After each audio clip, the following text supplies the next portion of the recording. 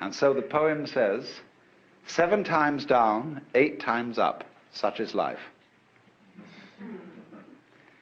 So this is the principle of not being fazed, not being attached. So to play the game, you can't faze me. Now, this is very important in the art of lifemanship, fundamental gamesmanship. Because you see, when the Zen monks moved into Kyoto, they took over the best part of town. Simply fantastic how this happened. The beautiful hills were occupied by the brigands, who later became the Japanese nobility. The great daimyos, these were the toughest characters. And the Zen monks played a game with them, which was that, you possess all these lands and you're powerful and so on, but so what? It's all falling apart. Then what will you do? Well, they said, that's too bad, we don't know. And the Zen monks said, you haven't got the hang of the thing, you see. So they found that they couldn't terrify Zen monks. That they played all sorts of tricks, but the Zen monks were better masters at it. See, supposing you say to somebody, look, I'm not afraid of you. You can do anything you like. You can kill me or anything at all. Well, if I go and kill the fellow who says this, I'll never find out whether he was afraid or not.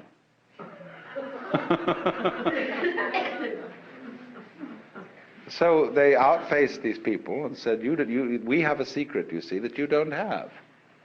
And we'll teach your servitors to be great warriors, because they'll learn the secret too, and they won't be afraid of anything. And this is what they did. And so the daimyos, the noblemen, built great monasteries for these Zen masters and monks on their best land. The finest artists of Japan made gold leaf screens for almost every room in the place. And although nobody owns anything individually, the community owns it collectively with the protection of the daimyos. And they had a tremendous scene going. Now, to us that sounds extremely weird, even immoral. You don't expect religious people to do things like that. No, I know you don't, if the religious people are self-righteous and have no humor. But these people didn't go around pretending that they were specially good. They didn't dupe themselves. They were people who understood what human nature is. That in every one of us there is an element of irreducible rascality. In Jewish theology, this is called the Yetzer Hara. Y-E-Z-E-R-H-A-R-A. The Yetzer Hara. The element of irreducible rascality, which was created by God, because God has one too. And that's why when you are really affectionate with somebody else, when, for example, men, I don't know what women do in their private lives between each other, but men, as we all know, say to someone they're very fond of, why, you old bastard. Just like that, there's a certain way of saying to a person, there's a certain glint of recognition. And so there's a Zen poem which says, when two Zen masters meet each other on the road, they need no introduction. When a thief meets a thief, they recognize each other instantly.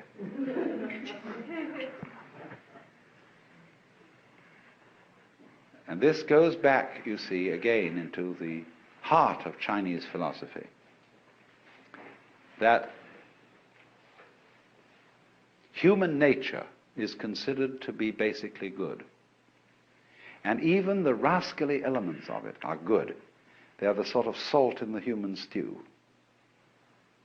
There has to be this little thing, that human passions and that the natural contentiousness and greed or whatever that we have is an essential element in our makeup.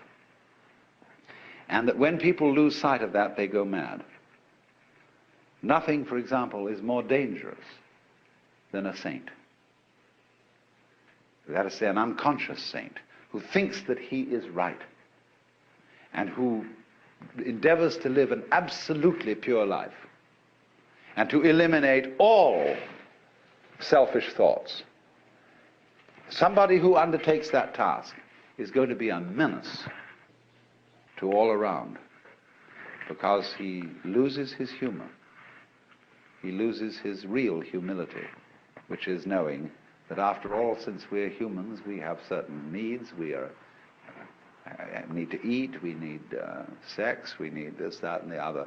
And this sort of has a quality of humor to it.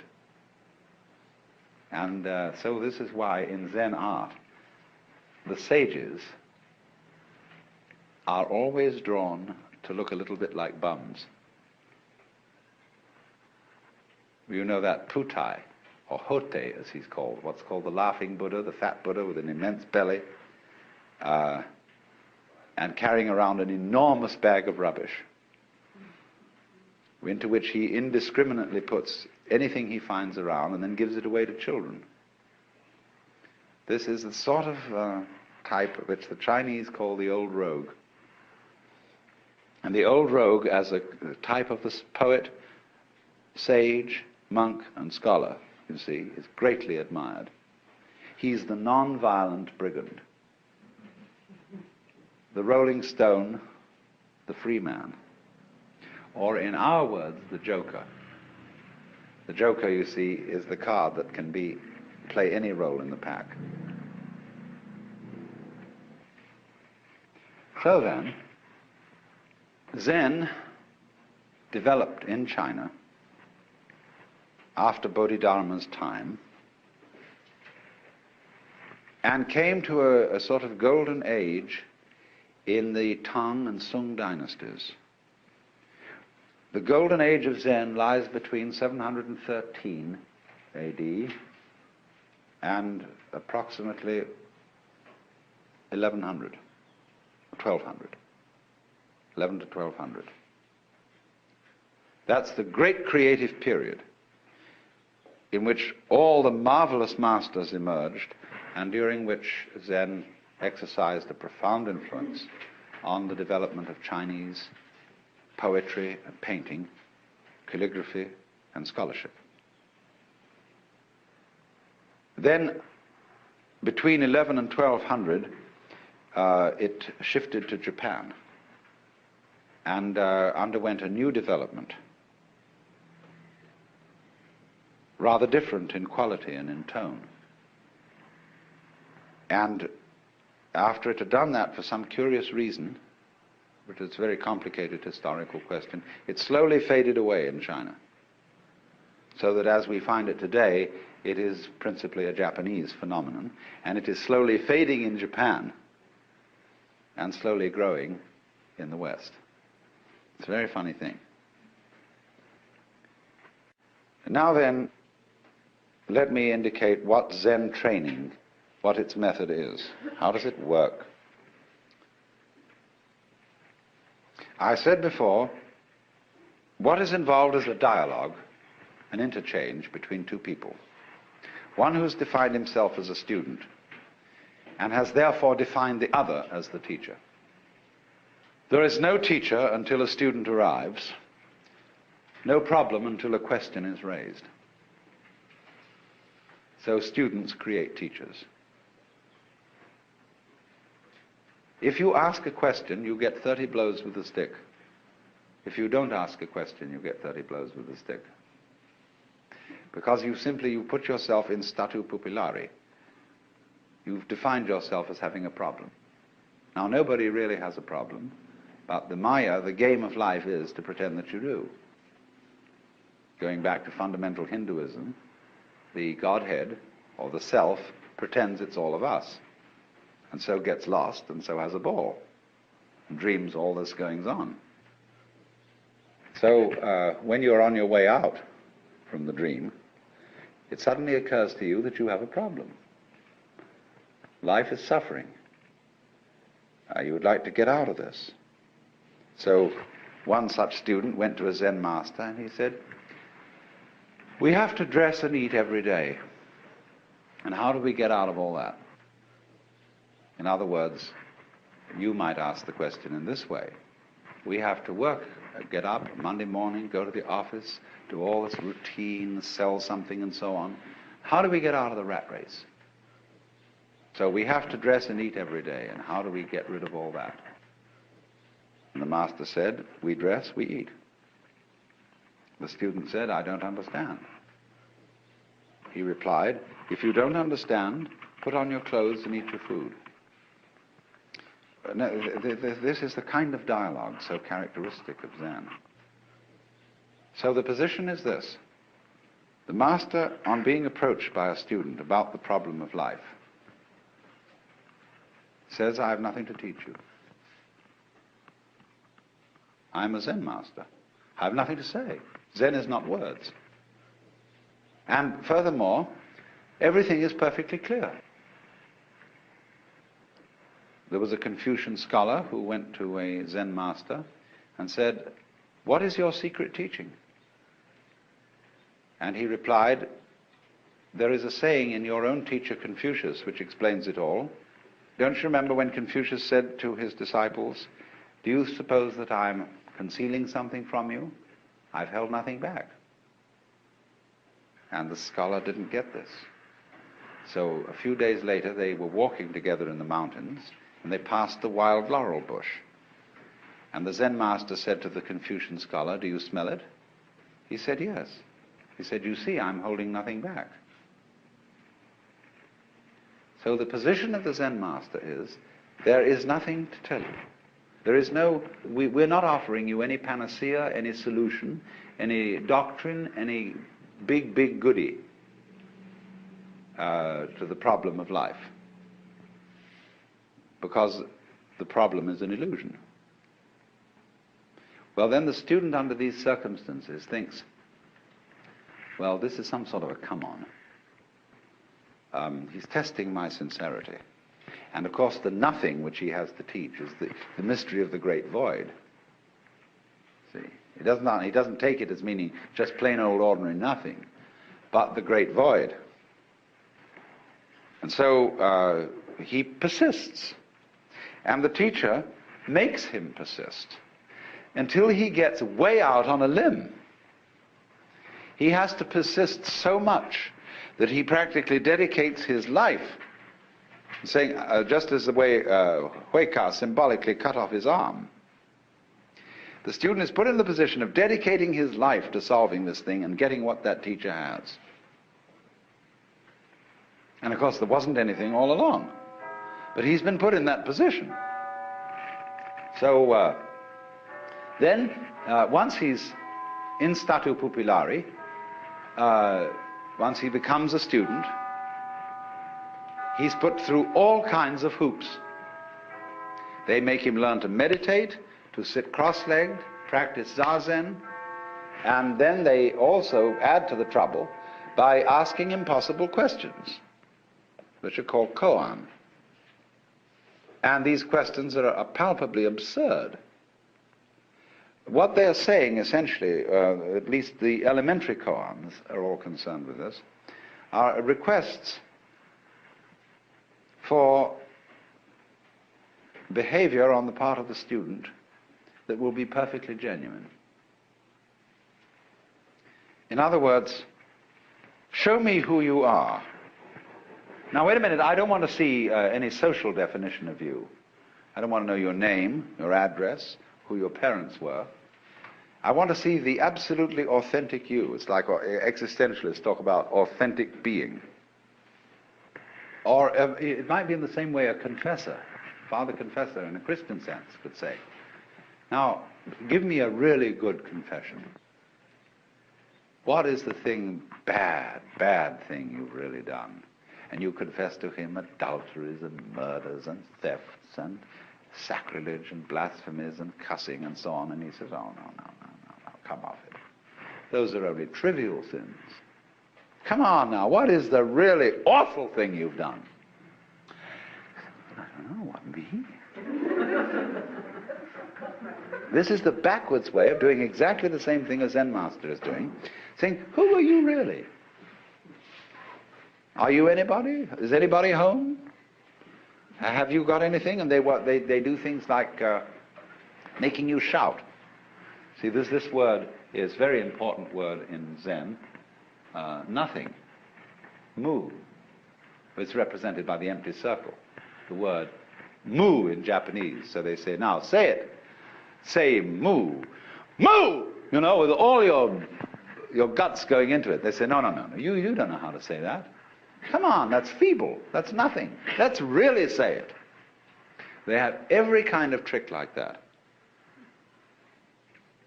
to show you that the more you make an effort to be genuine, the more of a fool you become. And they tie you up in knots until you're desperate. There was an American Zen student who was on a Fulbright, and I gave him a year to study Zen. And he got starting to panic because he had only a month to go and he hadn't realized it. And he knew he had to, and he went to the Zen master and said, damn it, he said, look, I've only got a month left. And the master said, all right, we'll have what we call osession. You know? Osession is an intense meditation practice where you only sleep 3 hours a night sort of thing, and you meditate all the rest of the time. Let's go, let's really do it, do it. And every day, 3 times, you come to me and present the answer to your Zen problem, your koan.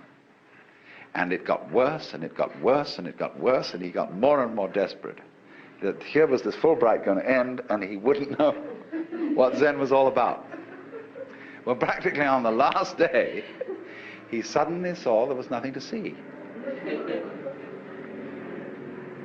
You know, it's all right the way it is. And this tremendous illumination, this load off his head, was of course what the master was trying to make him do. Now, in the ordinary way, if you're not on a Fulbright and you can stay around further in Japan, the master will then play a trick on you. You'll say, oh, now that's wonderful. You got your foot in at the gate. You realize there's nothing to realize. You realize the void. There's nothing to cling to, you see. There are no barriers, no blocks in any direction. It's all transparent. But that is just the beginning. And it's all a necessity now for you to discipline yourself much harder, to make great efforts, really to get through. So, what are you going to do about that? The student may say, well, I don't know. I've had enough. I think I've realized what it's all about. And he goes away. Sometime later, he begins to worry. Because, you see, the great emotional relief of this insight begins to wear off. And life begins to look ordinary again. And then he thought, maybe I did miss something. And that was a very good master I went to. And I better go back. So back he goes. And the teacher comes on very, very tough and says, you're no good. You didn't stick with it. Why should I take you back? Oh, master, I'm so sorry. I didn't realize I was young and inexperienced, and now I've come to my senses. So the teacher finally says, all right. You're on probation. So again, he starts another koan. And this one comes in from a completely different point of view. And he's got others that come from this way, and from this way, and from this way, and from this way. And the point is always, so long as I can beguile you as a teacher into thinking there's something you can get, you need to study with me. When I can no longer fool you into thinking that there's something to get out of life, you'll know that you're life. You don't get something out of it, you're it. But so long as you can be phased and you can be taken in by the teacher, you need a teacher. But so in the end, when the student no longer needs a teacher, and he sees that this old boy has fooled him the whole way through, he says at the same time, profound respect, and you wonderful rascal.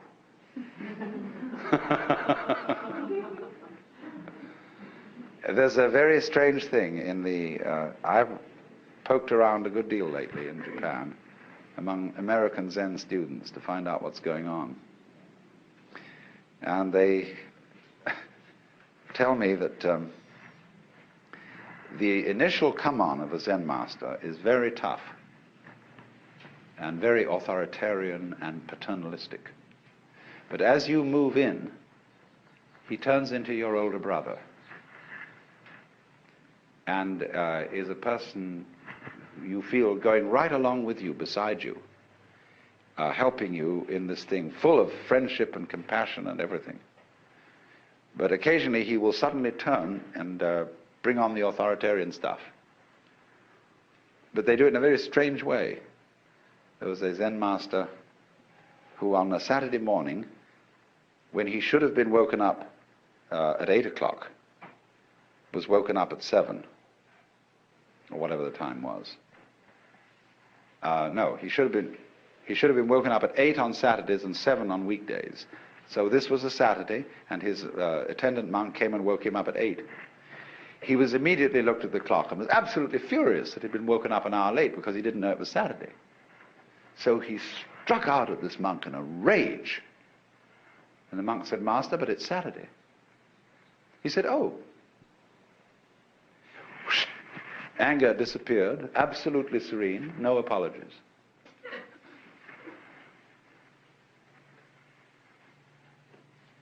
So you see the nature of this game. It is the Zen game. And I seem to have given away the show to you. I've told you all the inside mechanics of it. But you would discover that if you tangle with a Zen master and you think you know from what I had told you what are the mechanics of it, and you stuck your neck out to put yourself in the position of being an inquirer, everything I had told you would be useless. He would outwit you completely. That's what consists in being a master. He's not doing it because he wants to be superior and to put down other human beings. He's doing it out of great compassion because he feels he knows something which, if you could find out, you would just be so happy and would want to give it to everybody else. But you can't give it away because everybody's got it. What you've got to make them do is to see that they have it and that you don't give it to them. And that's the most difficult task. Difficult task. Difficult task. Difficult task.